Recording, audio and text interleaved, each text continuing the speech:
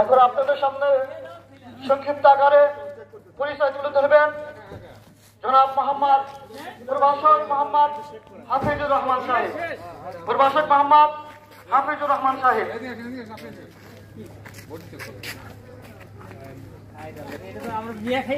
আসসালামু আলাইকুম ওয়া রাহমাতুল্লাহ। আলহামদুলিল্লাহ, দীর্ঘক্ষণ আলোচনা হচ্ছিল, তো আমাদের আসলে কথা বলা এই সময় প্রধান বক্তাকে সামনে রেখে নয়, তারপরে বলার কারণে বলতেছি। আজকের মাহফিলের সম্মানিত সভাপতি মঞ্চে আমার শ্রদ্ধেয় তাওয়াই হেড স্যার, আরো যারা আছেন আলেম ওলামা, সামনে উপবিষ্ট সম্মানিত উপস্থিতি, পর্দার আড়ালের মা ও বোনেরা, আসলে 92 তারা নাকি বাজারে আসতেও পারছে না। এই ওয়াজ মাহফিলের দাম দক্ষিণ না, বোঝেন নাই, এই ভয়ে তারা বাজারেও আসতে পারে না। চিন্তা করেন মুসলমানের ইমানের জোর, জোর করে নেয় হুজুররা, নাকি স্বেচ্ছায় দান করি আমরা। 70 বছরের জিন্দেগি, 40,000 বছর কবরে থাকতে হবে। আজকেই 2টা জানাজায় অংশগ্রহণ করছি সকালবেলা।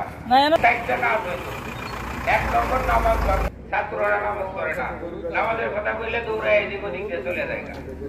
আর যদি কোরআন সুন্নাহ অনুযায়ী রাষ্ট্রটা দেন নাই, বিদায় দান করতে পারি নাই। যদি কোরআন সুন্নাহ অনুযায়ী রাষ্ট্রটা চলতো, তাহলে যাকাত ব্যবস্থা চালু হইতো।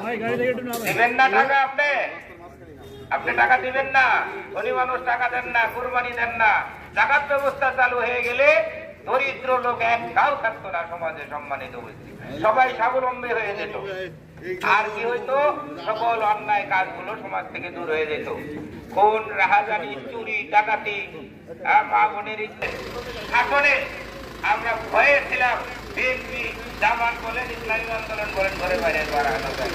এখন আবার তারা বলে কি বলে, এই ওই খেলা খেলি আর না করিয়া আমরা যদি কোরআন হাদিসে কোরআন সুন্নাহর নিয়মে আমরা দেশ চালাইতে পারি, সংসদ চালাইতে পারি। আওয়ামী লীগের ভাই বলে বিএনপির ভাই বিবাহ শাদী করছি। এই এলাকার আত্মীয় আমি, আমার জন্য একটু দোয়া করবেন। সামনে যেন আমরা কোরআন হাদিসের দেশটা দেখতে পারি, কোরআন সুন্নাহর দেশ। এই আহ্বান রেখে আমি আমার সংক্ষিপ্ত কথা শেষ করছি। সবার কাছে দোয়া চাচ্ছি। হযরত মাওলানা মুহাম্মদ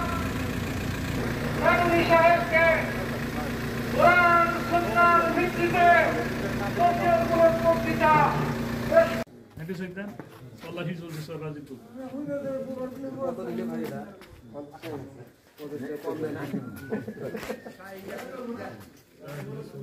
বিভিন্ন অ্যাঙ্গেলে না ভিডিও করতেছেন ভাই? জি জি, এমনি ছবি আমার কি কথা উঠবে আমাদের, সমস্যা নেই।